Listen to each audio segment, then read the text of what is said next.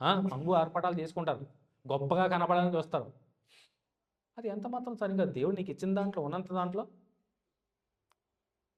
ఆ, అలా ఒద్దికగా ఉండాలండి నిజంగా. ఒకవేళ నీకు ఎంత ఉన్నా కానీ తగ్గింపు స్వభావం కలిగి ఉండాలి.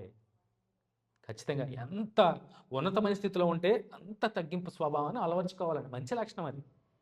దేవుడు నిన్ను దీవించి ఆశించి గొప్ప స్థితికి చేసినా ఆ స్థితి గొప్పగా ఉండొచ్చు, కానీ ప్రభు చెంతకి నువ్వు తగ్గించుకునే ఉండాలి. ఎంత తగ్గించుకుంటే ప్రభు నేను అంత గొప్పగా చూస్తాడు. కనుదృష్టి అలాగా కేంద్రీకృతమై ఉంటుంది వాళ్ళ మీద ఖచ్చితంగా. సో నజరేతులో ఉన్నటువంటి మరిని పిక్ చేసుకున్నాడంటే ఆవిడ గుడ్ క్వాలిటీస్ ఉన్నాయి. ఆవిడకి ప్రార్థనా పరురాలు, దీనురాలు, విధేయత చూపించడంలోనూ, దేవుని వాక్యం ఎరిగినటువంటి స్త్రీగాను, అన్ని విషయాల్లోనూ ముందు వరుసలో ఉంది కాబట్టి ది బెస్ట్ చూస్ చేసుకున్నాడు స్త్రీలందరిలో. అందుకని ఆవిడ ధన్యురాలైంది. అవునా? నజరేతులో ఉన్న స్త్రీలందరిలోనూ ఫిల్టర్ చేశాడు, చూసుకున్నాడు. ఫోకస్ అంతా మరి మీద పడిందంటే ఆమెలో ఉన్నటువంటి గుణ లక్షణాలు దేవునికి ఎంతగానో అమితంగా నచ్చింది.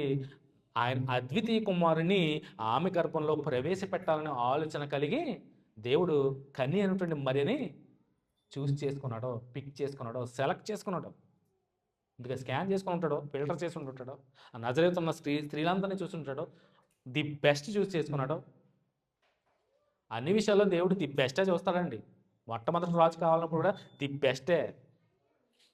సౌలు బెస్ట్ కాదండి అన్ని విషయాల్లో. ఎలాంటి వాడు అంటే అసలు సౌలు గురించి చదువుతున్నప్పుడు అబ్బా, రాజు అంటే ఎలా ఉండాలి, భుజముల కల్లా మెడగల్లా ఎత్తైన వాడు, భుజములు గలవాడు, వెడల్పాటి భుజములు గలవాడు, ఆజానుబాహుడు, అంతకమించి సౌందర్యవంతుడు.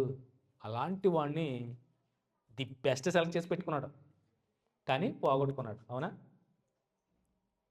సో మరీ విషయంలో కూడా, ఎందుకంటే లోకరక్షకుడు భూమి మీదకి రావాలంటే,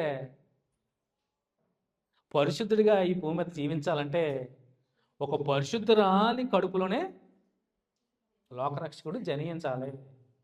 అందుకనే పరిశుద్ధత కలిగినటువంటి స్త్రీ తన కన్యత్వాన్ని కాపాడుకుంటూ పరిశుద్ధంగా జీవించింది కనుకనే పరిశుద్ధుడు ఆమె గర్భంలో జనించాడు, పుట్టాడు. ఆలోచించేయాలి. నేటి క్రైస్తవ యవన స్త్రీలు ఎలా ఉంటున్నారో, ప్రార్థన ఎడల తీవ్రత కలవంటున్నారా? అవునా? ప్రార్థనలో ఉంటున్నారా? యవన స్త్రీలు సండే స్కూలు రమ్మంటే వాళ్ళే రావట్లేదు ముందు.